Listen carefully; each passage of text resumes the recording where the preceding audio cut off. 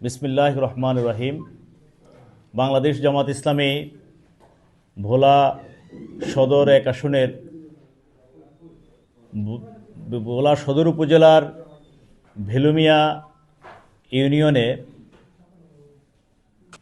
আমরা যতটুকু তথ্য জেনেছি, আমাদের কর্মী আবুল বাশার ওরা যখন আমাদের র্যালিতে আসার জন্য প্রস্তুতি নিচ্ছেন, তখন তাকেও বিভিন্ন রাজাকার শব্দ বলে উত্তেজিত করেছে। তখন তর্ক বিতর্কের মাঝখানে তারা দুজনেই হামলা হয়, মানে দুজনেই হাতাহাতি হয়।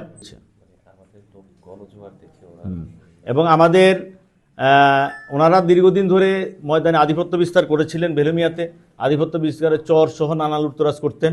মাগরিবের পরে জামাতের কর্মী এবং ব্যবসায়ীদের দোকানপাটে হামলা এবং লুটতরাজের প্রতিবাদে আজকের এই প্রেস ব্রিফিংয়ের সম্মানিত নেতৃবৃন্দ, সম্মানিত সাংবাদিক বন্ধুগণ, আসসালামু আলাইকুম ওয়া রাহমাতুল্লাহি ওয়া বারাকাতুহু। আপনারা জানেন আজকে মহান স্বাধীনতা দিবস, মহান বিজয় দিবস। এই মহান বিজয় দিবস উপলক্ষে আমাদের কেন্দ্র ঘোষিত বিজয় র্যালি উপলক্ষে আমাদের সকল ইউনিয়ন থেকে আমাদের নেতা কর্মীরা, যুব সাধারণ যুবকরা অংশগ্রহণ করেছে। এই উপলক্ষে ভোলার একটি ঐতিহ্যবাহী ইউনিয়ন ভেলুমিয়া ইউনিয়ন থেকেও আমাদের নেতা কর্মী যুবকরা সকালবেলা আসার পথে সেখানে বিএনপির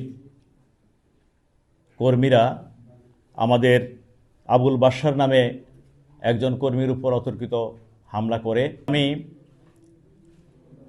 আমাদের ভোলা সদর উপজেলার ওসি সাহেবকে অবহিত করি, যাতে করে পরবর্তীতে কোনো পরিস্থিতি না হতে পারে। ওসি সাহেবকে আশ্বস্ত করেছিলাম যে আমার দলের পক্ষ থেকে কোনো ঝামেলা হবে না।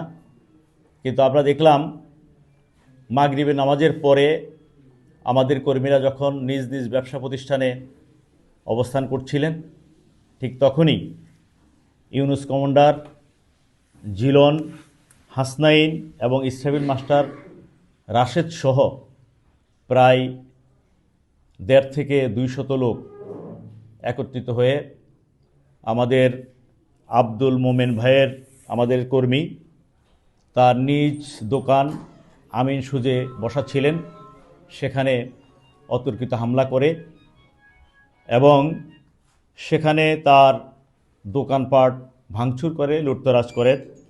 পাশাপাশি পাশে ছড়িয়ে থাকা আমাদের সাদিয়া ফ্যাশন, তারপরে জামাল ফ্যাশন, এরপরে বসার স্টোর সহ আরও কয়েকটি দোকানে, আমাদের কর্মীদের আরও কয়েকটি দোকানে তারা ভাঙচুর করেন, লুটতরাজ করেন।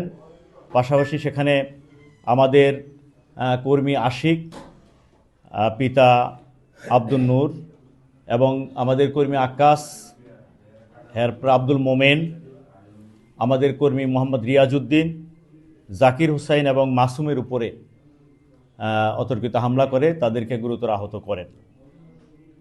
সম্মানিত সাংবাদিক বন্ধুগণ, আমরা ভেলুমিয়ার অতীত সংবাদ পেয়েছি যে এই লোকগুলো বিভিন্ন চরাঞ্চল সহ নানা লুটতরাজের সাথে জড়িত আছেন এবং যে ইউনুস কমান্ডার, উনি বিগত এই 15 বছরে পেসিস্ট আওয়ামীদের সাথে একত্রিত হয়ে নানান অপকর্মের সাথে জড়িত ছিলেন এবং আওয়ামী নির্বাচনে সরাসরি অংশগ্রহণ করছেন বলে আমাদের কাছে প্রমাণ আছে, আমাদের কাছে সংবাদ আছে।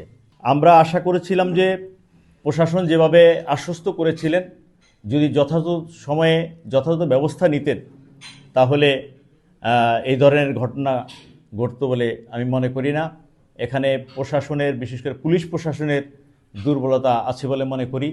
আমরা এই অতর্কিত হামলার সংবাদ পেয়ে আমরা নো কনফিডেন্সে সংবাদ দিয়েছিলাম। আমরা তাদেরকে ধন্যবাদ জানাই, সংবাদটা পেয়ে তারা চলে আসছেন এবং ব্যবস্থা নিয়েছেন। তো যদি প্রশাসনের যথাযথ থাকতো তাহলে এই সমস্যা হতো না। এখন এই অবস্থায় যদি এইভাবে হামলা হয় তাহলে নির্বাচনী কাজে ব্যাঘাত ঘটবে বলে আমি আশঙ্কা বোধ করছি। এই জন্য আপনাদের মাধ্যমে আমি প্রশাসনের দৃষ্টি আকর্ষণ করছি এবং বিশেষ করে নির্বাচন কমিশনের দৃষ্টি আকর্ষণ করছি, তফসিল ঘোষণার পরে যদি এই ধরনের ভালো ব্যবস্থা না নেওয়া হয় তাহলে এই সকল সন্ত্রাসীরা নির্বাচনের কাজে ব্যাঘাত সৃষ্টি করতে পারে। এই জন্য আমি অনতিবিলম্বে এই সকল সন্ত্রাসীদেরকে গ্রেপ্তার করার জন্য এবং দৃষ্টান্তমূলক শাস্তি দেওয়ার জন্য আপনাদের মাধ্যমে প্রশাসনের দৃষ্টি আকর্ষণ করছি।